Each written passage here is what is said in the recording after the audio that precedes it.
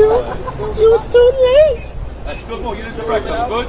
Yeah, sure. Good. Fame does not erase a past. Sometimes it hides it.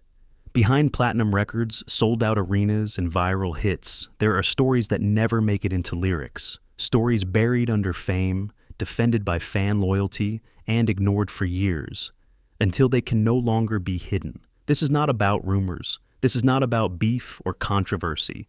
These are documented cases, real courtrooms, real victims, real consequences. Tonight, we continue uncovering the darker side of hip-hop, the stories where success did not save anyone from their own actions. Before we continue, take a moment to subscribe to the channel. Dark documentaries like this take extensive research, careful sourcing, and responsible storytelling. If you value respectful deep dives into real cases, subscribing helps keep this work alive. And as always, let us know in the comments where you are watching from. Gucci Mane, February 10th, 2005, Decatur, Georgia.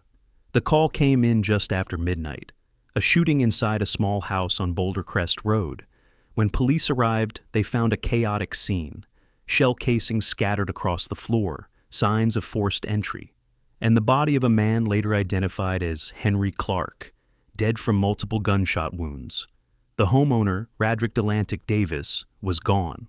At the time, Davis was barely known outside Atlanta's underground rap scene. He performed under the name Gucci Mane, releasing mixtapes and building a reputation in the city's emerging trap movement. His music was raw, aggressive, and deeply tied to the environment he came from, but his career was still fragile.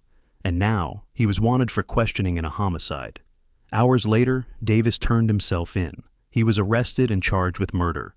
According to investigators, several men had gone to Davis's home, believing he had robbed them days earlier. What exactly happened inside the house was disputed almost immediately. Davis claimed the men forced their way in, armed and threatening. Prosecutors examined whether the shooting was an act of self-defense or retaliation. For months, Davis sat in jail while the case unfolded. The Atlanta hip-hop community watched closely. A young rapper, still climbing, now facing a charge that could end everything before it began. The case moved slowly, built on witness statements, ballistics, and conflicting accounts of show many people were present and who fired first. In May 2005, prosecutors dropped the murder charge. They stated there was insufficient evidence to disprove Davis's self-defense claim. Legally, Gucci Mane walked free, but the death did not disappear. Instead, it became part of his identity. Rather than distancing himself from the incident, Davis referenced it directly in his music. The song Truth detailed the shooting with startling clarity. In Atlanta, this honesty became currency. Listeners believed Gucci Mane because his lyrics aligned with documented events. His credibility skyrocketed. From that point forward, his career accelerated rapidly. Gucci Mane became one of the most prolific figures in hip-hop. He released dozens of mixtapes, collaborated constantly, and helped define the sound of modern trap music. His influence stretched far beyond his own records. He mentored younger artists, built labels, and shaped the direction of Southern rap for an entire generation. But success did not bring stability. Throughout the late 2000s and early 2010s, Davis was repeatedly arrested. Assault charges, probation violations, weapons possession, drug-related offenses. Each arrest added to a growing legal record. At the same time, his public behavior became increasingly erratic. In 2013, Davis went on a series of public outbursts, posting accusations, threats, and incoherent statements online.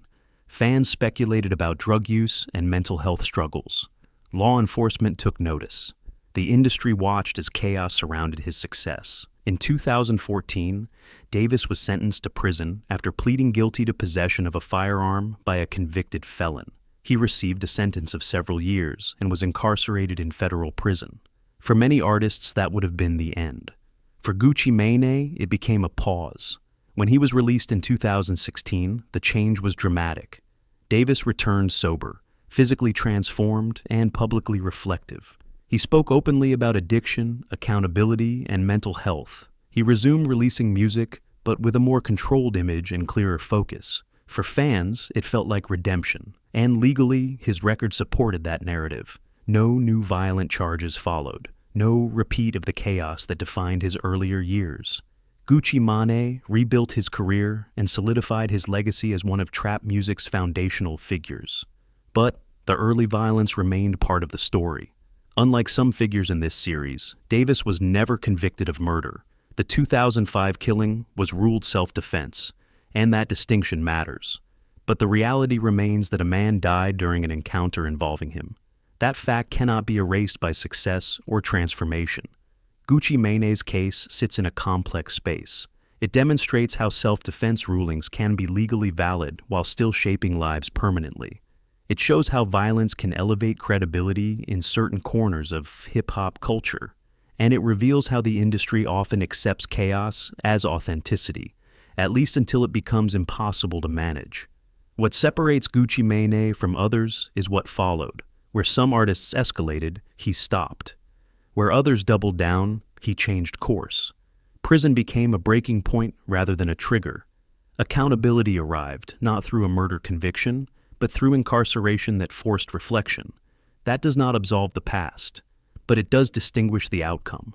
Gucci Mane survived a moment that ended others, not because the system failed, but because the law determined. The killing did not meet the standard for murder. That single ruling changed everything, and it highlights an uncomfortable truth.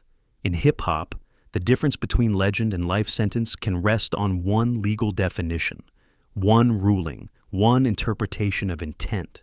Because for every artist whose violence is ruled self-defense, there are others whose actions lead to absolute consequences. And to understand what happens when music does not slow the violence, when lyrics stop being metaphor and become literal confession, we have to move north, to Brooklyn, New York, to a rapper whose songs were later used as evidence, and to one of the most extreme cases where hip-hop and homicide became inseparable. The story of Raw Diggs. Raw Diggs, October 5th, 2010. Brooklyn, New York. When federal agents arrested Ronald Herron outside a nightclub, they were not just taking down a rapper, they were dismantling an organization. Herron, known in hip-hop as Raw Diggs, had built a reputation in New York's underground rap scene during the late 2000s. His music was aggressive, direct, and unapologetically violent. He rapped about murder, extortion, and power, with an intensity that felt less like storytelling and more like confession. As it turned out, much of it was. Herron was born in March 1982 and raised in the Gowanus houses in Brooklyn. His childhood was shaped by trauma early on. At the age of 12, he witnessed the shooting death of a close friend by a police officer. That moment would leave a lasting mark, hardening his worldview and shaping the identity he later embraced. By his early teens, Herron was already in the criminal justice system. At 14, he was arrested for armed robbery and sent to Rikers Island, where he served several years. Prison did not remove him from violence. It embedded him deeper into it. After his release in the mid-2000s, Herron briefly turned toward music. In 2007, he began recording and releasing tracks, collaborating with artists like Uncle Murda and Waka Flocka Flame. Together, they formed a collective known as the Murda Team. On the surface, Raw Diggs appeared to be another street rapper translating lived experience into music. But behind the scenes, federal investigators were building a far more disturbing picture.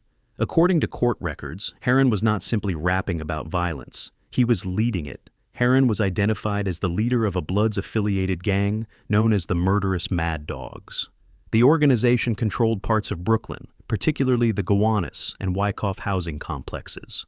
Prosecutors later described the group as a structured criminal enterprise involved in drug trafficking, extortion, armed robbery, and contract killings. Music was not an escape from crime. It was a layer on top of it. Between 2001 and 2009, multiple murders were tied to Herron and his organization. In June 2001, Herron shot and killed a local drug dealer named Frederick Brooks. He was arrested and charged, but later acquitted. Prosecutors would later allege that witnesses in the case were intimidated into silence. In May 2008, a man named Richard Russo was murdered inside an elevator at the Wyckoff Gardens housing complex. Witnesses described an argument before Russo was shot at close range. Herron was later convicted of this killing.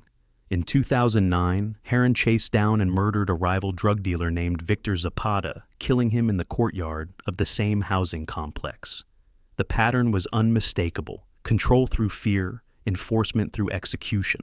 All the while, Heron continued releasing music. In March 2010, Raw Diggs began uploading videos to a YouTube channel called Van Godent. One track, titled Eulogy, gained significant attention. The lyrics were chillingly specific: names, locations, methods. At the time, fans viewed it as raw authenticity. Federal prosecutors viewed it as evidence. When Heron was arrested in October 2010, police recovered a loaded firearm and body armor from his vehicle. That arrest triggered a sweeping federal indictment. He was charged with racketeering, engaging in a continuing criminal enterprise, drug distribution, conspiracy to murder, attempted murder, and 3 counts of first-degree murder. At trial, prosecutors did something rarely seen at the time. They played his music. Songs and videos were presented not as artistic expression, but as literal recountings of real crimes. Lyrics aligned with witness testimony. Music videos matched crime scenes. Heron's own words filled in gaps that evidence alone could not. The jury convicted him on all counts. In April 2015, Ray Diggs was sentenced to 12 life sentences plus 105 years. The sentence ensured he would never walk free. He was sent to ADX Florence, the federal supermax prison in Colorado, where inmates spend up to 23 hours a day in isolation. Heron challenged his conviction, arguing that the use of his lyrics violated his First Amendment rights. The courts rejected the appeal. Judges ruled that the music was not punished as art, but admitted as evidence because it directly described criminal acts. Ray Diggs's story represents one of the clearest examples of music and murder becoming inseparable. This was not metaphor, not exaggeration, not performance. It was documentation. Unlike artists whose violence existed outside their music, Heron embedded crime directly into his lyrics. And when the justice system caught up, those same lyrics helped seal his fate. His rise was brief. His fall was permanent.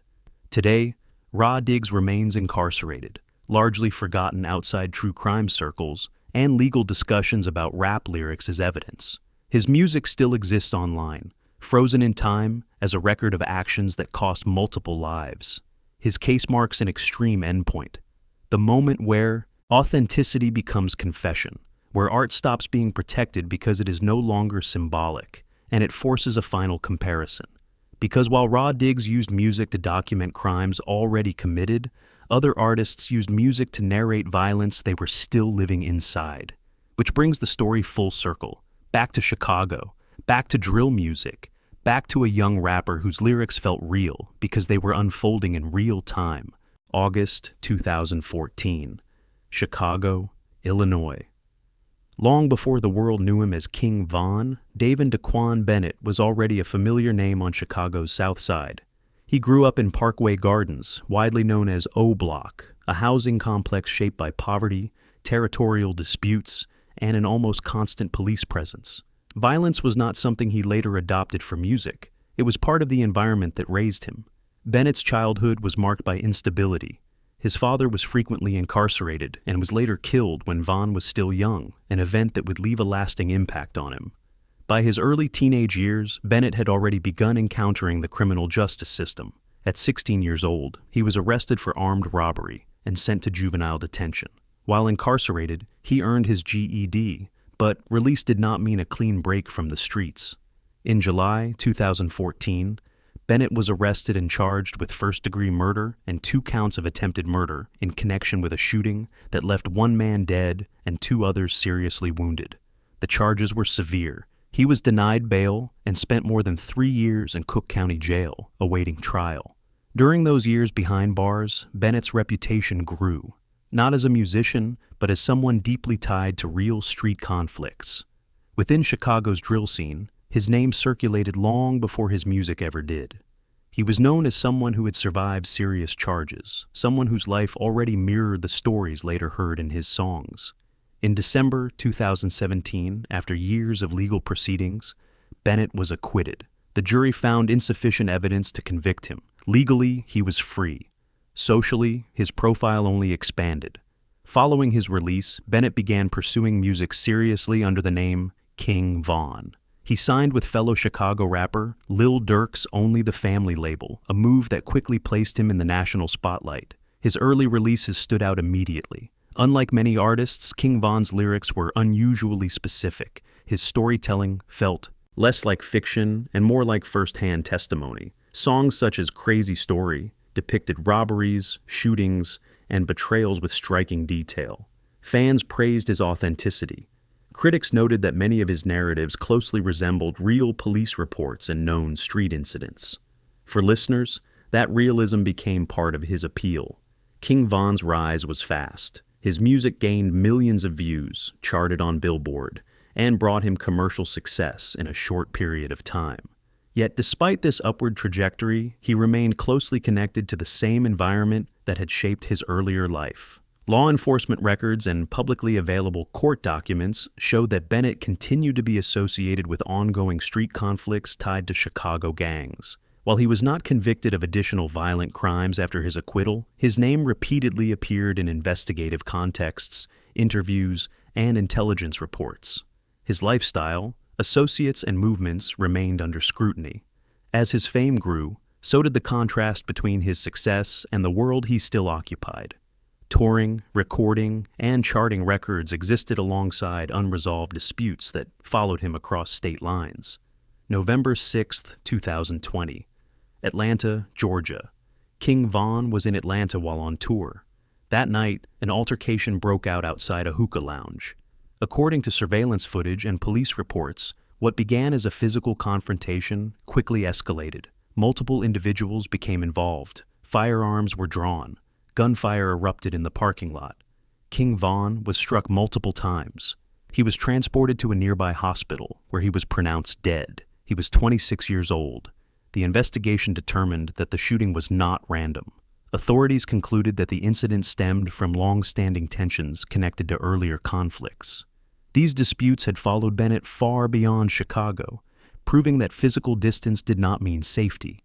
In the aftermath, King Von's death sent shockwaves through the hip-hop community. Fans mourned him as a rising star whose career had only just begun. His music surged in popularity. Albums and singles charted posthumously. Lyrics once heard as dramatic storytelling were now revisited with a different weight. Legally speaking, King Von died a free man. He was never convicted of murder following his 2017 acquittal, but his documented history tells a broader story. Multiple arrests, years of incarceration, serious criminal charges, a career built largely on recounting real-world violence rather than imagined scenarios. His life illustrates a recurring pattern within drill culture, a genre rooted in lived experience, where authenticity often comes at a steep price. For King Von, the line between survival and self-destruction was always dangerously thin. Fame gave him a voice, it gave him money, it gave him recognition. But it did not remove the past, and it did not protect him from the consequences of unresolved conflict. King Von's story did not end in a courtroom verdict or a prison sentence. It ended in a parking lot under flashing lights, with cameras rolling and no chance for redemption. And he would not be the last young rapper whose rapid rise collided with real-world consequences. As drill music continued to spread beyond Chicago, similar stories began emerging in other cities. New voices, new stars, the same cycle repeating itself. Which brings us next to New York City, where another rising artist saw his momentum come to an abrupt and very public halt. K-Flock. December 16th, 2021. Harlem, New York City. By the time most people outside New York had learned the name K-Flock, his future was already hanging by a thread. Kevin Perez grew up in the Bronx, raised in an environment he would later describe as dangerous and unpredictable. Drill music was not just a sound coming from his neighborhood. It was a reflection of daily life, shaped by territorial disputes, loyalty, and constant tension. Perez began releasing music in his late teens, and almost immediately, his aggressive delivery and raw energy set him apart. His rise was fast, too fast. Within a short period, K-Flock became one of the most talked-about figures in Bronx drill. His songs gained millions of views. Industry attention followed. Billboard recognition arrived before he had even reached his 20s. To fans, he represented the next big star from New York's drill scene. To law enforcement, he was already a familiar name. Perez had prior encounters with the justice system as a minor, including a robbery charge that resulted in probation. While not uncommon for artists emerging from similar environments, it was an early indication that music success and street involvement were overlapping rather than separating. On the afternoon of December 16, 2021, surveillance cameras outside a Harlem barbershop captured a confrontation that would define the rest of Perez's life. Footage showed a man later identified as Oscar Hernandez running out of the shop. Seconds later, gunfire erupted. Hernandez was shot in the neck and back. He was transported to Mount Sinai Hospital, where he later died from his injuries. Investigators quickly focused on K. Flock. According to police reports, Perez had been walking past the barbershop when he encountered Hernandez. What followed unfolded in seconds, but would be examined in courtrooms for years. On December 23, 2021, Perez turned himself in to the New York Police Department. He was arrested and held without bond at Rikers Island. At just 18 years old, his career stopped instantly. As the case progressed, it became clear that prosecutors were looking beyond a single incident. In February 2023, Perez was federally indicted alongside several others on racketeering charges tied to the Sevside and DOA crews. The indictment painted a broader picture, alleging a pattern of violence connected to gang activity rather than an isolated act. The stakes escalated dramatically. At one point, federal prosecutors sought the death penalty. That request alone signaled how serious the government viewed the case. Although the death penalty was later removed as a possibility, Perez still faced the likelihood of spending most of his life behind bars. While awaiting trial, K. Flock's music continued to circulate. Songs he recorded before his arrest gained even more attention. For fans, there was a growing sense of tragedy. A young artist on the brink of superstardom, now sitting in a cell, his voice still streaming while his body remained locked away. The trial began in March 2025. Prosecutors presented surveillance footage, witness testimony, and evidence linking Perez to the shooting. The defense argued self-defense, claiming that Hernandez posed an immediate threat. After weeks of testimony, the jury reached a split conclusion. Perez was acquitted of the murder charge related to Oscar Hernandez. The jury accepted the self-defense claim for that specific shooting, but the case did not end there. K. Flock was convicted on attempted murder and racketeering charges tied to the broader federal indictment. Those convictions carried severe mandatory minimum sentences. Even without the murder conviction, Perez now faced decades in federal prison. Sentencing was scheduled for later that year, with the minimum exposure set at 10 years and the potential for far more, depending on final rulings. The outcome left little room for celebration. Acquittal on one charge did not mean freedom. The racketeering conviction alone ensured that K. Flock's life would be defined by prison walls rather than recording studios. His case became a stark example of how quickly drill culture can shift from music to courtroom evidence. Lyrics, associations, and affiliations that once boosted credibility within the genre were now scrutinized under federal law. Unlike artists who managed to distance themselves from street life as fame grows, Perez remained deeply connected to the same conflicts that fueled his music. The separation between performance and reality never fully formed. K. Flock's story is not one of slow downfall. It is one of immediate collision, a meteoric rise that ended almost as soon as it began. A teenager with millions of listeners, a federal defendant facing life-altering consequences. And while his case continues through sentencing and appeals, one thing is already clear. His time as a rising star is over. But not every fall from fame happens in a courtroom filled with cameras and prosecutors. Some happen quietly, behind closed doors, inside a mind already unraveling. And that brings us to the next story. One where viral success did not collide with gang politics or federal indictments, but with untreated trauma and a slow psychological collapse. The story of Silento, January 31st, 2021, DeKalb County, Georgia. The neighborhood was quiet when police arrived. No flashing lights from news vans, no crowds, no chaos. Inside a suburban home, officers found Frederick Rooks dead from multiple gunshot wounds. He was 24 years old. Within hours, Richard Lamar Hawk was arrested. To the public, Hawk was still Silento, the teenager behind one of the most recognizable songs of the 21st century. In 2015, at just 17 years old, he released Watch Me Whip Nay Nay, a track that spread faster than almost any pop record of its era. The dance appeared everywhere: schools, sporting events, award shows. The song became unavoidable, and so did the smiling young artist attached to it. But fame arrived long before stability. Long before the spotlight, Hawk's life was marked by deep trauma. He later stated that he was born with multiple drugs in his system and raised in an environment defined by instability, violence, and psychological distress. As a child, he moved between family members. As a teenager, he spent time in juvenile detention. Music became an escape, but it was never a solution. When success came, it came violently fast. Silento went from local performer to global celebrity in a matter of months. Interviews, appearances, travel, and expectations followed immediately. He was still a teenager, navigating fame while carrying unresolved psychological wounds. Behind the scenes, the pressure intensified. Over time, cracks began to show. In public interviews and later television appearances, Hawk spoke openly about anxiety, depression, and suicidal thoughts. He described feeling overwhelmed and unsupported. Despite these admissions, his career continued without meaningful intervention.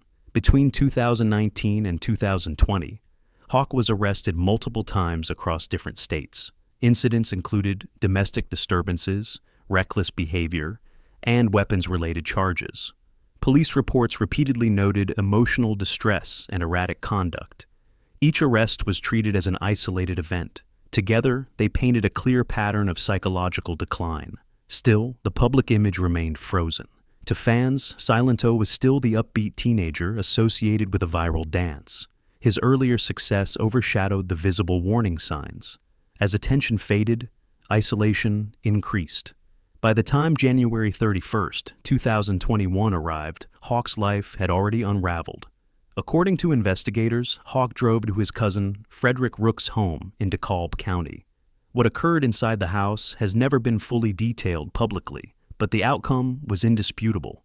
Rooks was shot multiple times and died at the scene. Surveillance cameras in the area captured a vehicle matching Hawk's leaving shortly after the shooting. Shell casings were recovered. The evidence mounted quickly. Later that day, Hawk was arrested without resistance. During questioning, he confessed to the shooting. Ballistics testing linked the firearm in his possession to the bullets recovered at the scene. The case moved forward with little ambiguity. As proceedings unfolded, Hawk's long history of mental illness became central to the discussion. His defense pointed to years of documented psychological instability, untreated trauma, and repeated cries for help. Prosecutors acknowledged his mental health struggles, but emphasized that they did not remove accountability for the act itself. Unlike many high-profile cases, this one did not turn into a public spectacle. There were no dramatic courtroom confrontations, no prolonged media circus. The facts were largely uncontested. In 2025, Hawk entered a guilty plea to voluntary manslaughter. The plea reflected recognition of diminished mental capacity without excusing the killing. The judge sentenced him to 30 years in prison. The sentence closed the legal chapter, but it left behind difficult questions. Silento's story does not fit neatly into narratives of gang violence or criminal ambition. There were no turf wars, no organized operations, no rival crews. Instead, his case illustrates what can happen when untreated mental illness collides with sudden fame and isolation. His decline was not sudden. It was gradual, visible, documented, and repeatedly overlooked. The music industry celebrated his success, but failed to protect him when the signs became impossible to ignore. Each arrest, each breakdown, each admission of distress was treated as a side note rather than a warning. Today, Silento's music still exists online. The dance still resurfaces on social media, often stripped of context. Millions recognize the song. Few acknowledge the cost. Richard Hawk now lives far from the spotlight, confined to a prison cell, his future defined not by viral success, but by a single irreversible act. His story forces an uncomfortable truth. Not every fall from fame is explosive. Some collapses happen slowly, internally, until they reach a breaking point no one can undo. And while Silentow's case unfolded quietly in a suburban Georgia neighborhood, the next story would unfold under a much brighter spotlight. A case involving celebrity, denial, global attention, and a conviction that divided public opinion while permanently reshaping a career. That brings us next to Los Angeles, and the story of Tory Lanez. July 12th, 2020, Los Angeles, California. The night began in a familiar way for people living at the center of fame. A private gathering at a high-profile residence.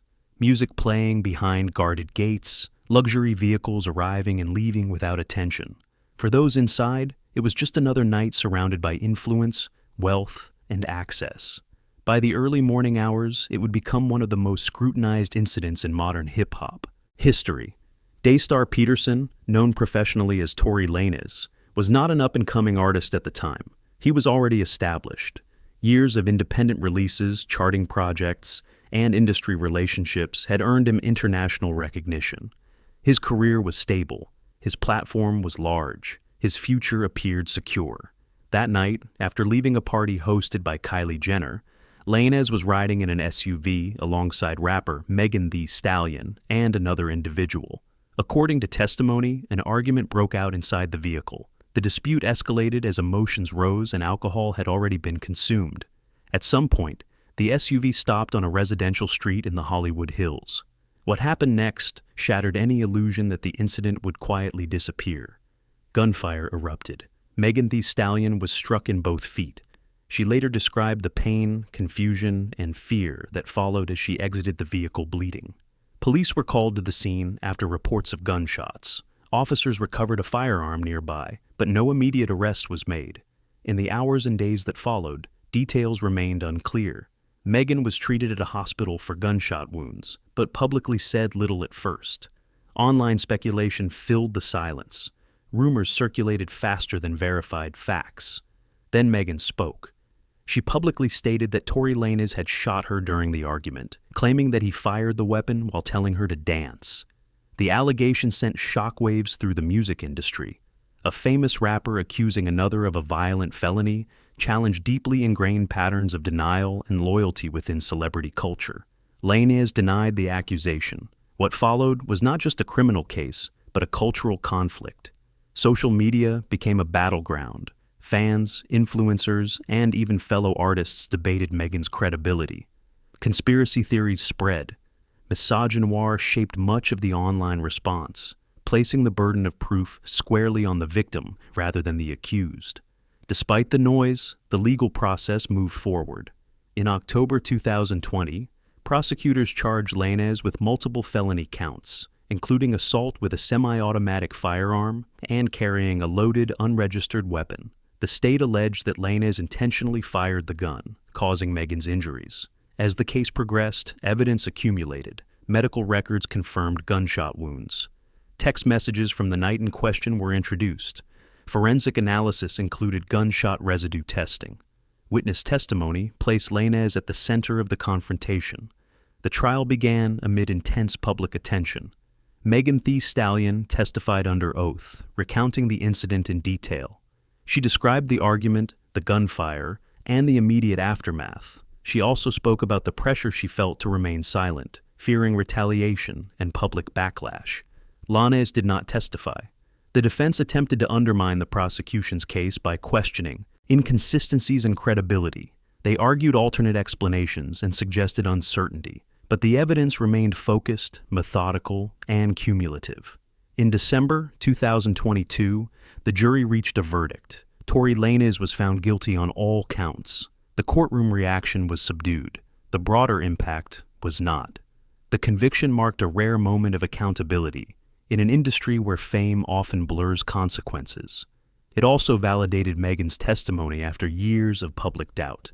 In August 2023, Lanez was sentenced to 10 years in prison. The judge cited the seriousness of the crime, the use of a firearm, and the lack of demonstrated remorse.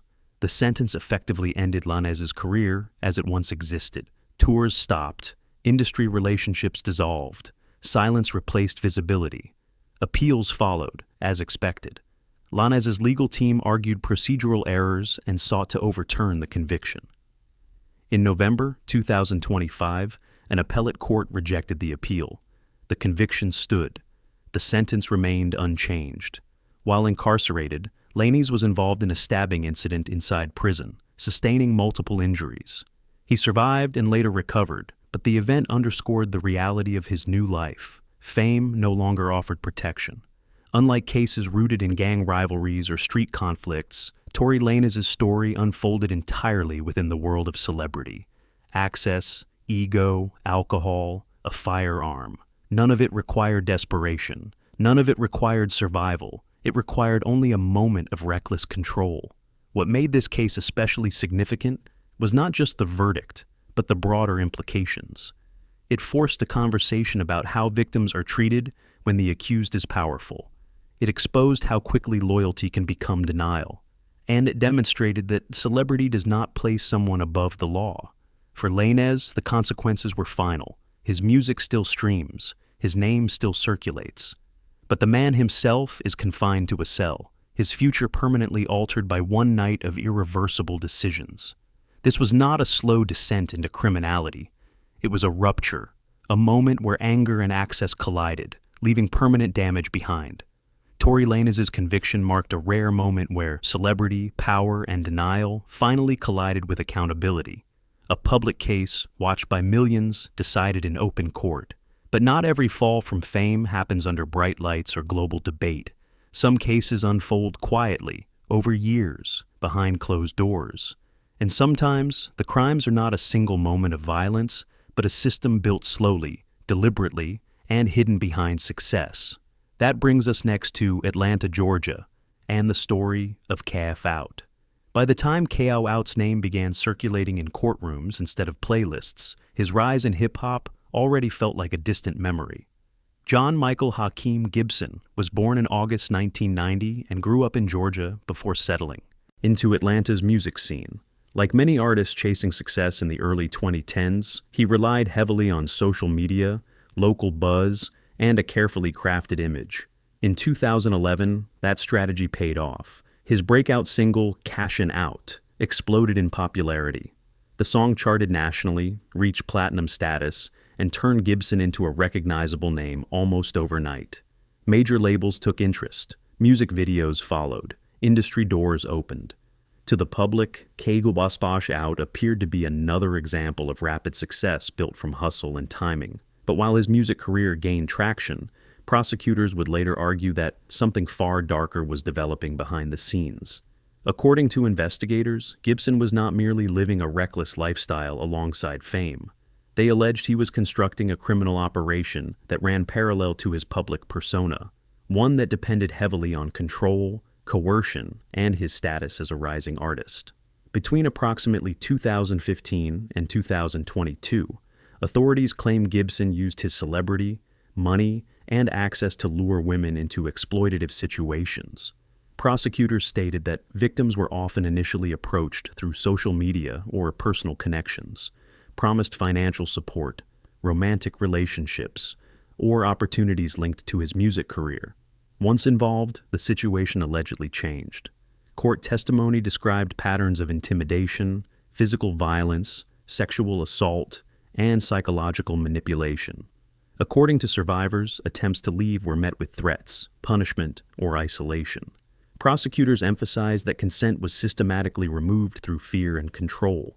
This was not treated as a single incident or misunderstanding. It was presented as an organized enterprise.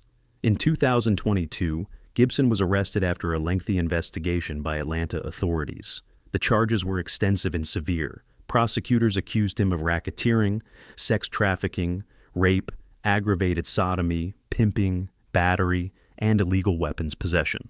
As details emerged, the scope of the case became clearer. Authorities alleged that Gibson did not act alone. Family members, including his mother and a cousin, were accused of assisting in various aspects of the operation. Prosecutors claimed that a record label and music-related business entities were used as fronts to conceal illegal activity and launder money. During the trial, multiple victims testified. Their accounts described being moved between locations, including hotel rooms and private residences, where they were allegedly monitored and controlled. Some testified to repeated sexual assaults. Others describe physical beatings and constant surveillance.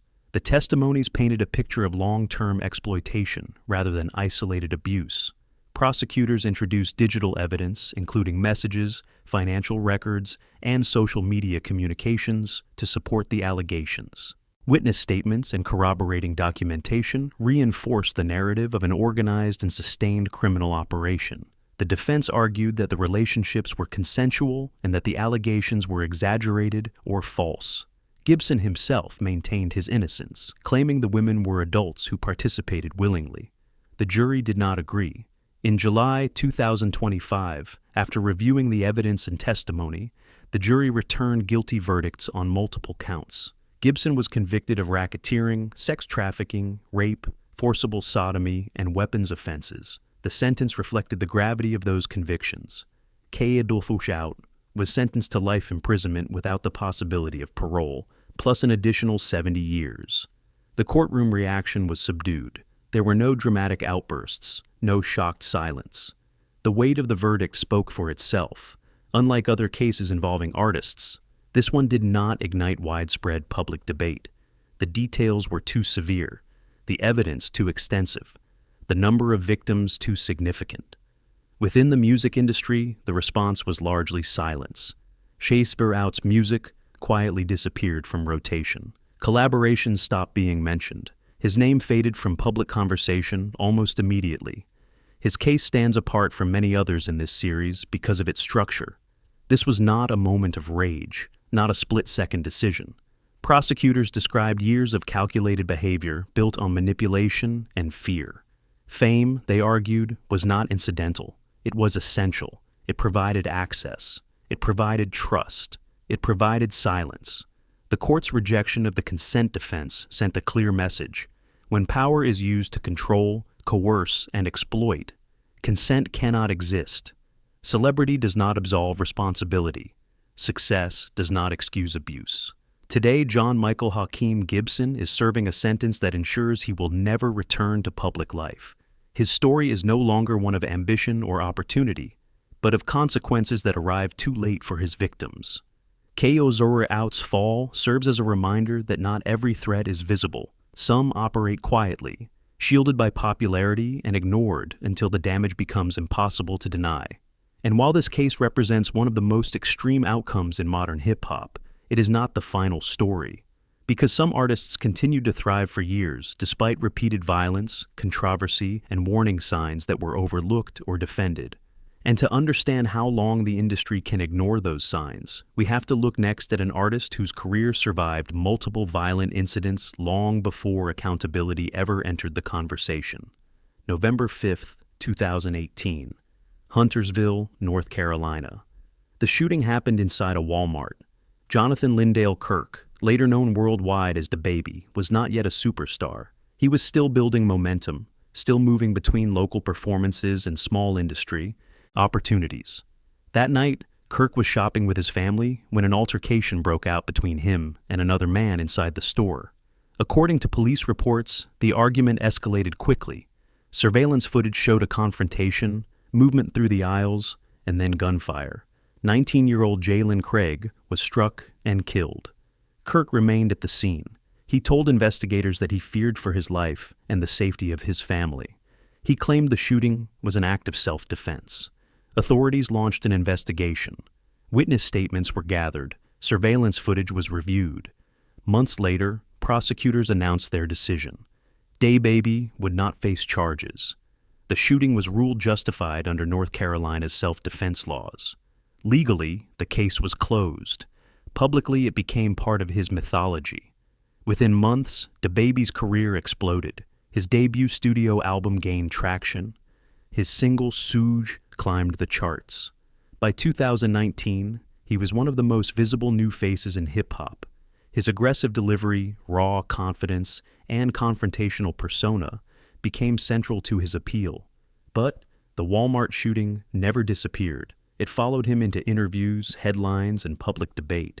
Some viewed the ruling as proof of innocence. Others saw it as an early warning sign. What mattered was that violence had already intersected with his career before fame fully arrived, and it would not be the last time. In 2019, DaBaby was arrested in Charlotte, North Carolina, following a dispute with a concert promoter. Video footage surfaced showing Kirk punching the man, knocking him to the ground. The victim alleged the attack was unprovoked. DaBaby again claimed self-defense.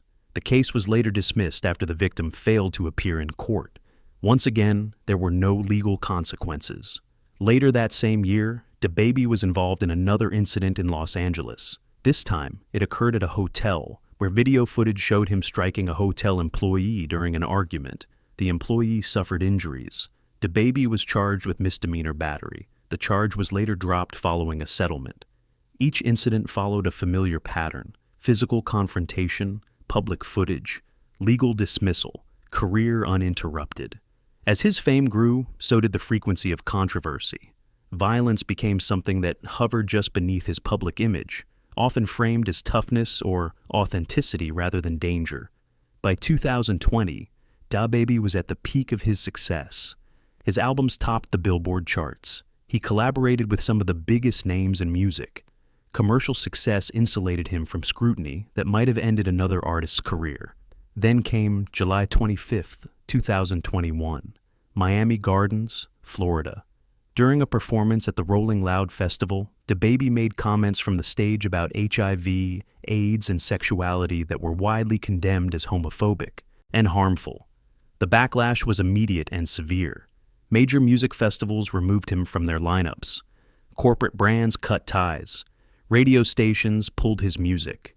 For the first time, DaBaby faced consequences that could not be dismissed through self-defense claims or legal technicalities. His responses only intensified the controversy. Apologies were issued, then walked back. Statements contradicted each other, the damage was done. While this incident was not criminal, it revealed a consistent trait that had appeared throughout his career: an inability to de-escalate, a tendency to double down, a refusal to recognize boundaries until consequences became unavoidable. Behind the scenes, legal issues continued to surface. In 2023, DaBaby became the subject of a civil lawsuit connected to a shooting at his North Carolina property that left one man dead. While Kirk was not charged criminally, the lawsuit alleged negligence and failure to ensure safety. Once again, violence surrounded him, even when he was not the one pulling the trigger. Time after time, DaBaby avoided convictions, justified shootings, dropped charges, dismissed cases, settlements. Each incident ended without prison time, but taken together, they formed a clear pattern. DaBaby's story is not defined by a single crime. It is defined by repetition, by how often violence appeared in his orbit, by how frequently it was excused, minimized, or reframed as necessary. Unlike K.A.B. Out, whose crimes were hidden and systematic, DaBaby's confrontations were public and reactive. Cameras captured them, witnesses recorded them, fans debated them. Yet the industry largely continued to reward him, at least until public backlash finally outweighed profitability. That distinction matters. DaBaby did not fall because of a courtroom verdict. He fell because the tolerance for his behavior eventually ran out. His commercial peak faded, his reputation shifted, opportunities narrowed. Today, DaBaby remains free. He continues to release music and perform, but his career no longer carries the same momentum it once did. The pattern that once seemed survivable has left lasting damage. His case raises an uncomfortable question about the music industry and its audience. How many violent incidents can be dismissed before they become impossible to ignore? How often is self-defense used as a shield for repeated aggression? Because DaBaby was not the first artist whose violence was normalized in the name of authenticity, and he would not be the last. To understand how long this pattern has existed, we have to step away from modern fame and return to the 1990s, when consequences arrived swiftly and without hesitation. That brings us next to Philadelphia, January 2nd, 1996. Philadelphia, Pennsylvania. The robbery was supposed to be quick.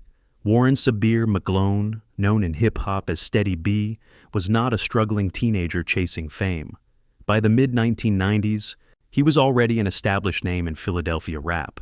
He had released multiple albums, appeared on national stages, and helped define the city's early hip-hop identity alongside artists like Schoolie D and the Fresh Prince. His career may not have reached superstar heights, but it was real, respected, and earned. which makes what happened next impossible to separate from conscious choice. On that winter morning, Steady B joined fellow rapper Cool C and an associate in an armed robbery attempt at a PNC bank branch in the Feltonville neighborhood of Philadelphia. According to court records, Steady B served as the getaway driver. He waited outside in a stolen minivan while the others entered the bank armed. Inside, everything went wrong. A silent alarm was triggered. Philadelphia police officer Loretha Verde responded to the call. She was 27 years old, a single mother of two, and one of the few female officers on the force at the time. When Officer Verde confronted the suspects, Cool C opened fire. She was shot and killed in the line of duty. The suspects fled the scene. Steady B drove the getaway vehicle. The robbery yielded almost nothing. What it did leave behind was a dead police officer and a city in shock. Within hours, investigators began closing in. Weapons abandoned at the scene were traced back to Steady B. Witness statements, forensic evidence, and surveillance details quickly dismantled any attempt at denial. All three men were arrested shortly after the crime. The hip-hop community was stunned. This was not a case of street survival or impulsive violence. This was a planned armed robbery involving an artist who already had a legitimate career. Prosecutors emphasized that point repeatedly. Steady B did not need the money. He chose the crime. At trial, the facts were overwhelming. Although Cool C fired the fatal shots, Steady B's role as an active participant made him legally responsible for the murder. Under Pennsylvania law, felony murder applies when a death occurs during the commission of a serious crime. In October 1996, Steady B was convicted on all counts, including second-degree murder, robbery, and conspiracy. He was sentenced to life in prison without the possibility of parole. The sentence was absolute. For the Philadelphia Police Department, the case marked a tragic milestone. Officer Loretha Verde became the first female Philadelphia police officer killed in the line of duty. Her death left behind children who would grow up without their mother. For hip-hop, it was a moment that shattered the idea that music success alone could separate artists from accountability. Steady B did not fade away slowly. His career ended instantly. There were no appeals that changed the outcome, no sentence reductions, no early release. His conviction ensured he would spend the rest of his life behind bars. From prison, Steady B later spoke about regret. He acknowledged his role in the crime and the consequences that followed, but remorse did not alter the reality. A life sentence is final in ways few outcomes are. His story stands apart from many others in this series because of its clarity. There was no ambiguity, no unresolved questions, no public debate about guilt. The evidence was conclusive, the law was firm, the consequences were permanent. Unlike modern cases where fame can delay accountability or shift narratives, Steady B's fall happened in an era before social media defenses and online fan mobilization. The justice system moved quickly, the verdict was decisive, and the industry moved on. Philadelphia hip-hop continued to grow. New artists emerged. Steady B became a cautionary footnote rather than a celebrated pioneer. His case highlights something often overlooked. Violence in hip-hop is not always reactive or emotional. Sometimes it is calculated, planned, chosen by individuals who already had alternatives. Steady B had a career. He had recognition. He had options. He chose crime, and for that choice, he lost everything. There were no redemption arcs, no comeback albums, no second chances, just prison walls and time that never ends. As the years passed, Steady B's story became less about music and more about consequence, about how quickly legitimacy disappears when a line is crossed, about how the justice system, when unambiguous evidence exists, can act with finality. But Steady B's case was not the last time hip-hop intersected with irreversible punishment, because while his sentence represented absolute accountability, other figures would continue operating in positions of power for years before consequences finally arrived. And to understand how deeply fear, intimidation, and violence became embedded at the highest levels of the industry, we have to move back to Los Angeles, to the 1990s, and to the final figure in this chapter of the story. April 19th, 1965, Compton, California. Marion Knight Jr., later known as Suge Knight, was born into a city already shaped by tension, power, and survival.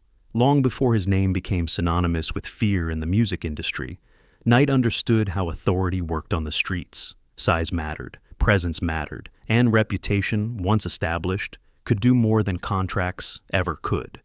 Knight was physically imposing, standing well over 6 feet tall and weighing more than 300 pounds in his prime.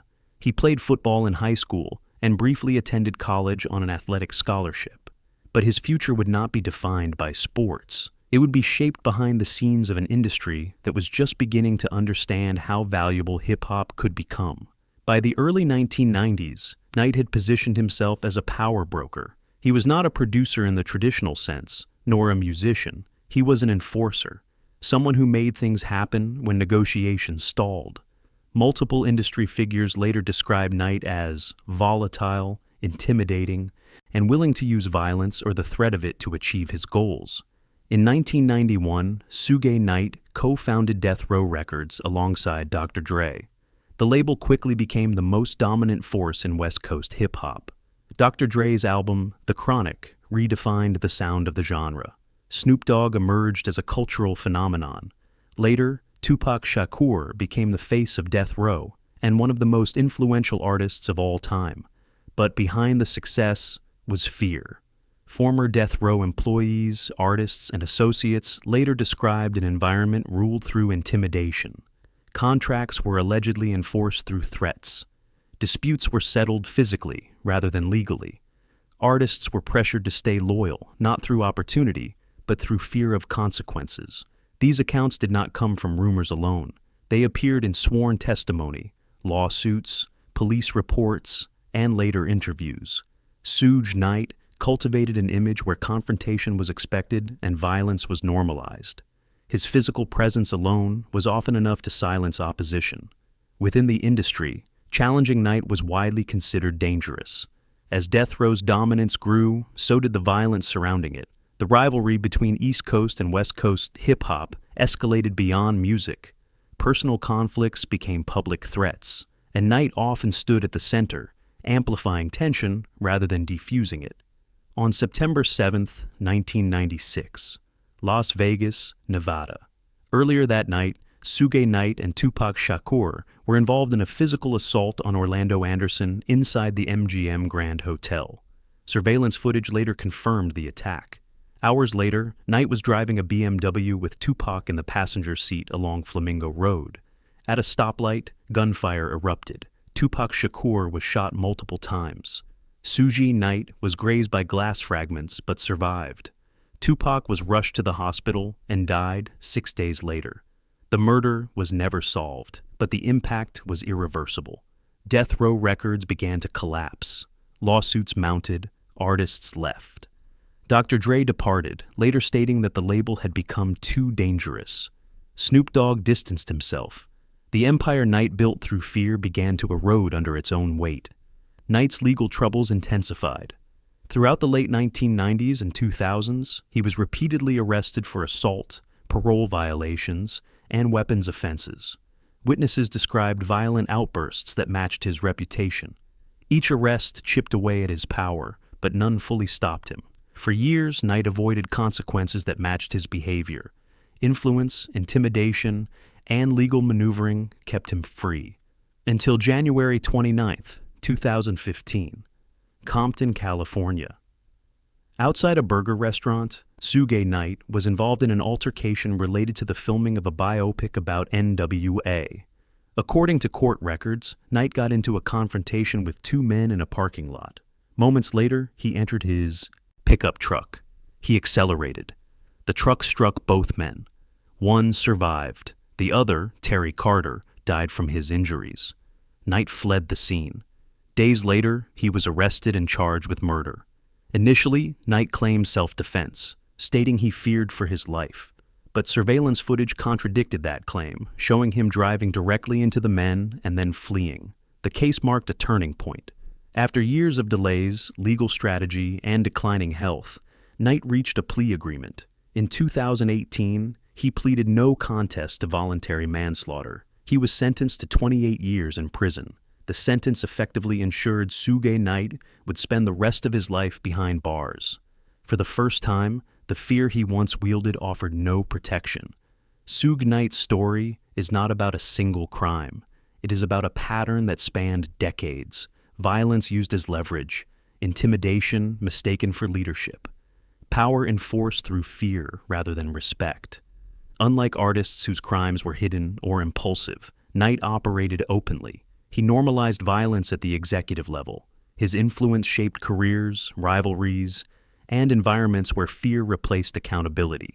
Today, Death Row Records exists only as a brand, stripped of its original dominance. Tupac Shakur is remembered as a legend. Dr. Dre became one of the most successful producers in history. And Suge Knight sits in a prison cell. His legacy is not just about music. It is about what happens when unchecked power is allowed to thrive, about how long fear can be mistaken for authority before consequences arrive. Because in the end, the industry moved on. These stories are not told to glorify violence or celebrate downfall. They exist as reminders of what happens when power goes unchecked, when fame shields behavior, and when warning signs are ignored for too long. If you value the stories we bring you, take a moment to subscribe to the channel. It helps keep these documentaries independent, researched, and honest. And before you leave, tell us in the comments where you are watching from, because the next story could be closer than you think.